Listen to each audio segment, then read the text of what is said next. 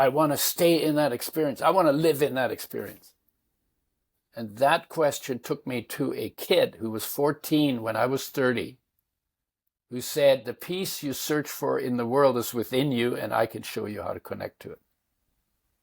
And, being a war baby, peace was a big deal to me. I'm thinking 14-year-olds, I'm 30, I've been around, what's a 14-year-old going to teach me? So I was like seriously skeptical. And then he taught a method, he calls it self-knowledge. And I thought the method was too simple because we had finally made it to the moon, and it was really complicated and it took a lot of doing, and we hadn't made it to peace yet, so peace must be more complicated than getting to the moon. My logic, right? Great logic, completely wrong, but great logic. And so he said, well, give knowledge a fair chance. And he didn't say what that was. I said, okay, well, I'll practice because I said I would for 6 months. If I notice a difference, I'll keep doing it. And if I don't notice a difference, I'll just quit and look for something that does work. So I was with a woman. We got into arguments, major arguments, all the time. I would just have to say one thing and she'd immediately take the opposite view, and then we would go at it. And we were living in the mountains in Colorado, 9,100 feet honestly in a beautiful place in a little cabin. And it would get so intense. It was like, I'm either going to belt her or I need to leave. And so I would always leave and go and sit in the woods on a log and do the practice for 5 or 10 minutes. He suggested an hour, but I couldn't sit still that long.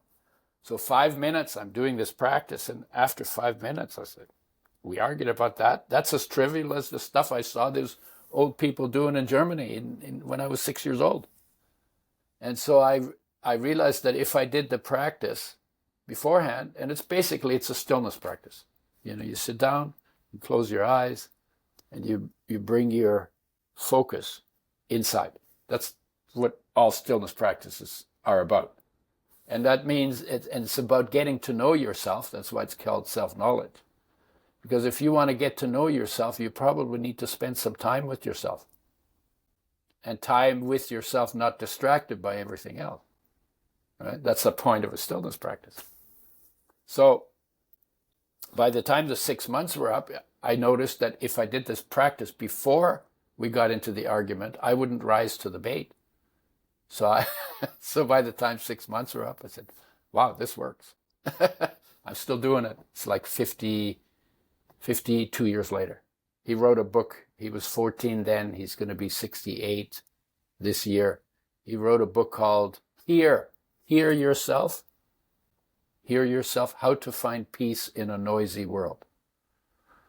So it's a cool book. It's fun to read. And I know many of the stories he tells because I've been around it for so long, and some of the tours he took and some of the things that happened. It's very, very cool. 1980, I got married. So after this, I never told anybody about this experience for 31 years.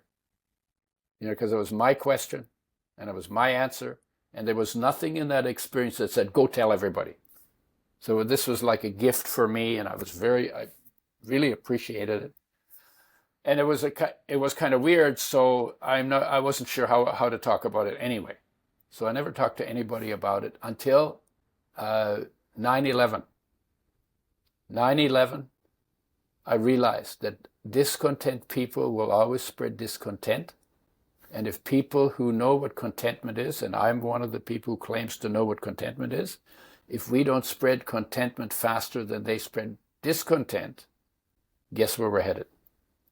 And then I said, okay, well, this needs to become part of what I do. At that time, I was working with oils and doing lectures and traveling quite widely. I did about 5,000 lectures. That's like 17 years every day, including Saturday and Sunday. That's what 5,000 lectures is. So I was doing that. And then I started to make that part of what I talk about. Because life is perfect health. Getting in touch with life and getting out of your mind and all of the ideas that the negative ideas you have about yourself, that's probably really good for health, right? but it requires a practice.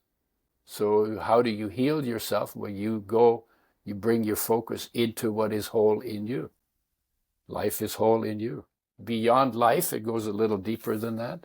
Beyond life, which is your individual essence, unconditional empowering love for the body. Beyond that is peace, which is your universal essence. And when you tap into peace by bringing your focus inside to the core of your being, then you recognize that peace that you're a point for, that I'm a point for, you're a point for, every point in space is a point for. That peace goes all the way out to infinity. And that's the universal essence, and everything in this universe is made from peace. And peace has in it the possibility of everything. Even the wars we have take place in peace.